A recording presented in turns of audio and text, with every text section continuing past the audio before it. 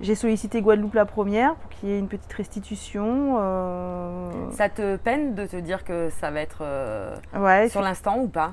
bah ouais, ça va être sur l'instant, mais bon, les œuvres, elles vont vivre leur vie.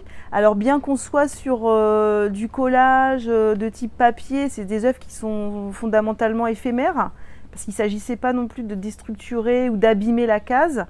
Donc ce sont des œuvres qui, comme le souvenir, vont disparaître petit à petit. Quand j'étais gamine, je me souviens, j'étais fascinée par le land art. Mhm.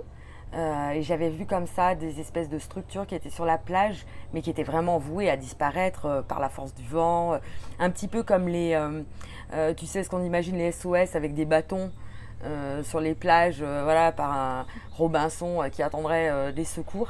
Et ça m'avait frappée, d'autant plus que je m'étais dit, mais tout ça pour ça?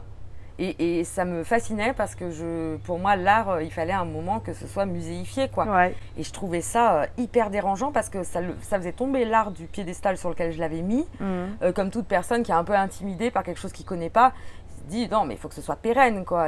Ouais, ça contrevient même à nous, notre présentation, et j'étais choquée, ça m'énervait. Je me disais, mais pourquoi ils font ça? À quoi bon? Et c'est plus tard que j'ai compris que cette fascination, justement, elle venait aussi du fait de ne pas sacraliser Exactement. Ouais. les choses, et que c'était dans l'instant aussi qu'il allait y avoir vraiment ce qui est précieux, quoi. Tu as plusieurs choses qui se jouent dans cette réflexion-là. C'est qu'effectivement, traditionnellement, une œuvre d'art est faite pour être pérenne. Et quand bien même il s'agit d'une sculpture dans l'espace public, hein, depuis toujours il y a des sculptures dans l'espace public, mais elles ont ce caractère pérenne. Et en fait, les œuvres d'art éphémères, c'est vrai que c'est un concept qui est relativement récent, finalement, qui est arrivé, j'allais dire, avec l'art moderne, voire même l'art contemporain. On est vraiment dans une nouvelle forme d'art. Et puis, il y a cette idée très très forte aussi de démocratiser l'accès à l'art et à la culture. Parce que exposer dans la rue, c'est rendre l'art accessible à tous. Et c'est aussi une dimension que j'ai voulu importante dans ce travail-là, c'est qu'à un moment donné, et je trouve même pas que le mot soit péjoratif, j'ai envie aussi que cet événement soit un événement populaire. Voilà. En convoquant le conte, la danse, j'ai pas envie de faire ce moment-là, quelque chose qui serait exclusivement réservé à l'élite, entre guillemets. J'ai envie que ce soit un moment rassembleur, intergénérationnel, interculturel, un moment simple. Voilà, c'est important. Tu as lâché un autre mot au bout d'une heure, c'est bien. Je suis contente, j'ai l'impression de te faire encore plus aller loin dans ce que tu nous confies. C'est un mot tout bête, mais tu as dit que tu étais plasticienne. Oui. Depuis le début, on disait artiste, on disait prof, mais tu n'avais pas dit plasticienne. Je ne sais même pas ce que c'est. Alors, plasticienne, donc art plastique. Ouais. Et même art plastique, pour moi, c'est un peu flou, quoi. Bah, en fait, plastique, ça vient d'un mot grec, plastikos, qui veut dire forme, formée. Ok. Voilà. Donc, en fait, ça n'a rien à voir avec le matériau plastique. Ah, c'est tout ce qu'il y a à voir avec le fait de mettre en forme, de former, donc d'apposer une forme par exemple à une matière. Voilà, c'est ça. Donc plasticienne, plasticienne, ce serait une façon de dire un artiste, donc un artiste des arts plastiques, des arts visuels, mais qui ne va pas avoir exclusivement une pratique de dessin, ou une pratique de sculpture, ou une pratique de collage. Et ça s'oppose à quoi alors? Art appliqué, parce que souvent on fait art appliqué, art plastique. Alors, on aurait plutôt tendance à faire artiste, plasticien. Art appliqué, dans mon esprit en tout cas, on aurait plutôt tendance à le mettre à côté. Les arts appliqués, si tu veux... C'est par exemple faire des robes, dessiner des robes, dessiner ça peut être maisons. ça peut être du design, ça peut être des maisons. C'est-à-dire qu'il y a toujours une dimension d'utilité derrière. Ok, d'accord. Appliqué pour le faire à la plus vite. vie. Pour le faire plus vite, voilà. La robe est faite pour être portée, la maison est faite pour être habitée, le design d'un objet est fait pour... voilà, on va travailler son ergonomie, on va travailler sa praticité. Attention, je viens de Saint-Étienne, cité du design. Ah bah, fais gaffe à ce que tu vas dire. Hein. Non, j'y connais rien. Voilà, on va plutôt dire ça. Ouais. D'accord. C'est des gens qui vont naviguer dans les différents médiums artistiques mis à leur disposition en fonction de leurs envies. Moi, c'est-à-dire que, tu vois, par exemple, si je prends l'exemple de cette série, on a un mélange de photographie, de numérique, on a du dessin, on a de la peinture. Voilà, ça pourrait être effectivement une œuvre de plasticien. Et pour vivre avec son temps, enfin, je suppose qu'il y a un côté aussi, tu suis bien justement les évolutions de ce qui est disponible. On parlait tout à l'heure d'ordinateur. Est-ce que tu envisages éventuellement de faire un travail en lien avec les IA? Je trouve ça fascinant, mais je trouve que c'est fascinant à partir du moment où c'est bien utilisé. Voilà, parce que moi j'ai expérimenté un petit peu le truc pour voir un peu comment ça fonctionnait par curiosité. Bon, en gros, pour aller vite, tu vas balancer un certain nombre de mots Les prompts. au logiciel. Alors moi, j'ai fait une liste de mots sur un petit logiciel basique gratuit que je trouvais sur Internet. Et j'étais fascinée par les images qui sortaient. Je me suis dit, waouh! Mais voilà, après, je suis restée dans mon champ référentiel, dans ce qui m'intéresse. J'ai été assez fascinée. Et ça, c'est la version easy, en quelque sorte, de l'intelligence artificielle.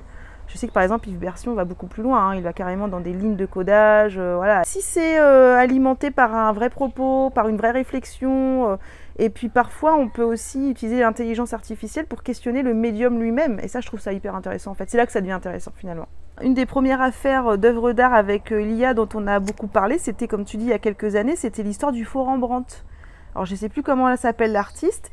Il a donc programmé en quelque sorte son logiciel de manière à créer un faux Rembrandt. Donc il est et effectivement, je crois même que ça a leurré un certain nombre de personnes puisque les gens ont cru que c'était Rembrandt.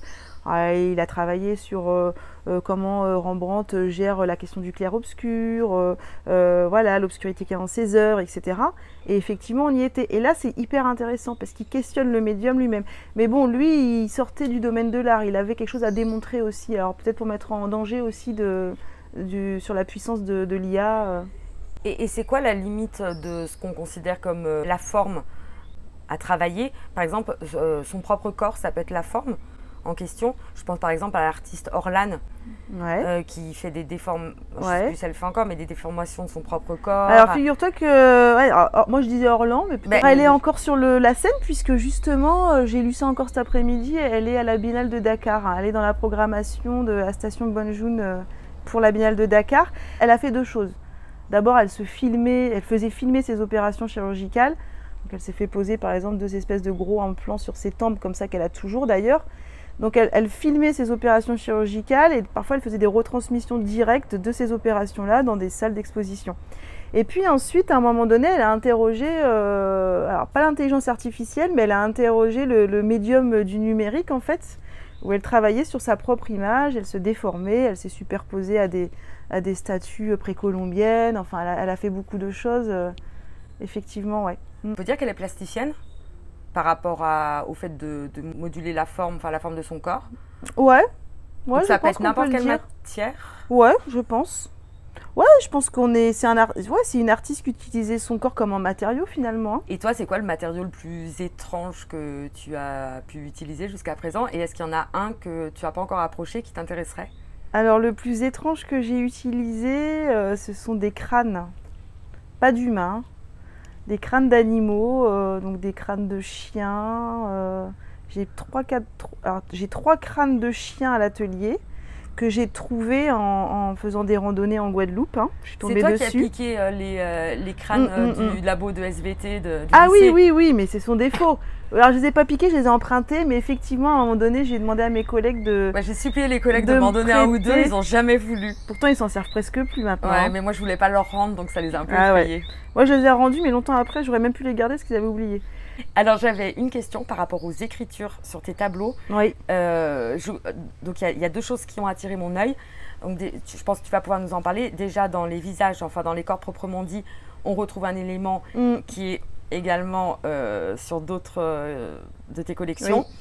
Oui. Et chacun des tableaux semble avoir un titre également. Alors ces visages, ils sont tous superposés à des cartes de géographie. Ça c'est quelque chose que je fais numériquement. Ouais, j'ai une fascination pour la cartographie.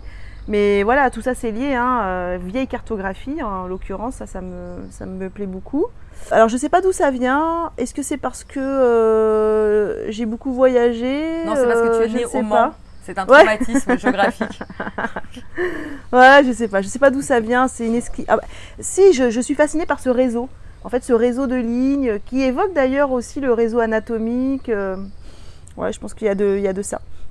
Et les titres dont tu parles, oui, alors je ne sais pas si on peut dire que ce sont des titres. Il y a pour chaque œuvre, par exemple pour celle-ci. On l'a pas encore regardé. Non, on l'a pas encore regardé. Alors ça, c'est mon portrait de famille. C'est parmi mes 10 œuvres, c'est la seule où j'ai mis autant de personnes. Déjà d'une, parce que sur le parcours, c'est l'œuvre finale. Voilà, c'est l'œuvre qui va clore le parcours.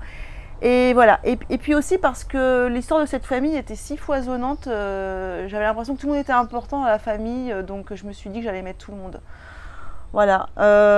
Et donc ici, tu as effectivement en créole Grand Famille Trébert, la grande famille Trébert. Voilà. Alors, je ne sais pas si c'est un titre. En plus, elles ont différents rôles. Enfin, ces mots, ils ont différents rôles. Par exemple, ici, c'est j'ai grandi ici avec mes grands-parents. Donc, des fois, on est effectivement sur un texte qui va donner une indication sur la personne qui est représentée ou en tout cas son parcours de vie. Et tu rêves de tes œuvres? Ça t'arrive? Non, pas du tout. Et une fois que tu les as créées, que tu es allé au bout d'une collection, tu as envie de revenir dessus ou c'est terminé, je passe à autre chose? Ça dépend des collections. Cosmogonie, je suis restée très longtemps dessus, mais aussi parce que c'était alimenté par des commandes. Je n'ai pas pensé qu'à un moment donné, j'allais avoir des commandes personnalisées de gens qui allaient vouloir avoir un tableau sur leur propre famille. Là, la dernière commande, c'est mois d'août, le tableau est parti jusqu'à Lyon. Donc ça, c'est incroyable. Donc la cosmogonie, pour moi, elle est finie, mais en fait non, puisque voilà, j'ai encore fait une cosmogonie là au mois d'août. Et tu laisses, les gens savent qu'ils peuvent te commander même sur d'autres choses plus anciennes. Comment tu fais?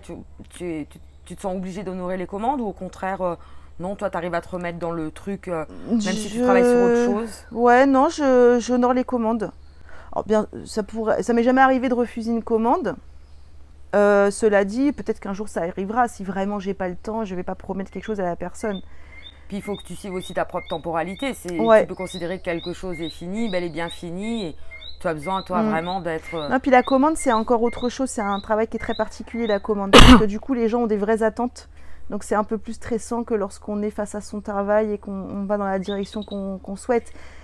Il y a aussi le côté, alors je ne sais plus de qui il s'agit, c'est peut-être Warhol ou des gens comme ça, mais est-ce que l'art peut être reproductible? Il y a ce truc-là aussi. Est-ce que tu vas mettre autant dans une œuvre de commande? Est-ce que pour toi, ça va être fidèle à l'esprit dans lequel tu as créé les premières? Ou est-ce que c'est plus un ersatz?